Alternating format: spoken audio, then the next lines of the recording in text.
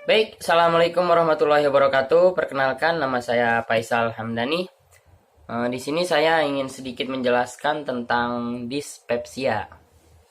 Dispepsia adalah perasaan tidak nyaman atau nyeri pada abdomen bagian atas atau dada bagian bawah. Salah cerna atau indigestion mungkin digunakan oleh pasien untuk menggambarkan dispepsia. Gejala regurgitas atau flatus. Etiologi dari dispepsia itu sendiri adalah faktor-faktor yang terjadinya dispepsia adalah seperti pertama infeksi bakteri, kedua obat penghilang nyeri, ketiga alkohol, keempat stres. Manifestasi klinik. Secara lebih detail, gejala-gejala penyakit dispepsia antara lain yang pertama, rasa terbakar pada lambung dan akan terjadi semakin parah ketika sedang makan. Yang kedua, mual. Yang ketiga, muntah. Yang keempat, kehilangan nafsu makan. Yang kelima, lambung merasa sangat penuh setelah makan. Yang keenam, berat badan menurun. Pemeriksaan penunjangnya seperti pemeriksaan radiologi dan endoskopi. Komplikasi dari dispepsia biasanya yang pertama seperti pendarahan, yang kedua perforasi atau penetrasi, rasa sakit yang tiba-tiba atau sakit berat, yang ketiga obstruksi atau stenosis. Asuhan keperawatan pada pasien dispepsia. Yang pertama pengkajian. Pada anamnesis, perawatan menanyakan tentang keluhan yang dirasakan oleh pasien. Ada beberapa penekanan penting yang perlu dilakukan perawat saat anamnesis, yaitu seperti yang pertama, apakah pasien mengatakan nyeri ulu hati? Apabila ada, lakukan pengkajian nyeri dengan pendekatan PQRST. Yang kedua, tanyakan pada pasien, apakah pasien mengeluh tidak nafsu makan, mual atau muntah?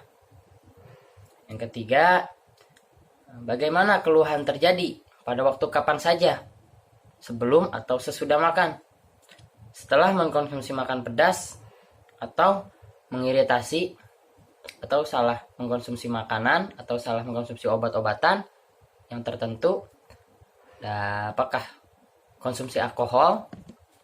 Lalu yang keempat, bagaimana cara pasien untuk menurunkan keluhan dari itu sendiri.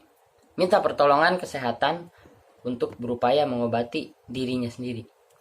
Yang kelima, apakah keluhan yang ada berhubungan dengan ansietas, depresi, stres, alergi makanan dan minuman yang terlalu banyak atau makan terlalu cepat. Yang keenam, bagaimana keluhan berkurang atau bisa hilang? Apakah dengan obat-obatan sembuh dengan sendirinya? Yang ketujuh, adakah riwayat penyakit lambung atau pembedahan lambung dari sebelum terjadinya penyakit? Yang kedelapan, bagaimana riwayat diet? Apa saja makanan yang dikonsumsi selama 2 hari terakhir? Lalu yang kesembilan, apakah ada orang lain di lingkungan pasien yang mempunyai gejala serupa? Yang ke-10, apakah pasien memuntahkan darah? Yang ke-11, sejak kapan pasien terlihat pucat? Diagnosa keperawatan yang mungkin muncul atau yang sering muncul. Yang pertama, nyeri berhubungan dengan iritasi mukosa lambung. Yang kedua, resiko ketidakseimbangan cairan dan elektrolit berhubungan dengan keluarnya cairan dari muntah yang berlebihan.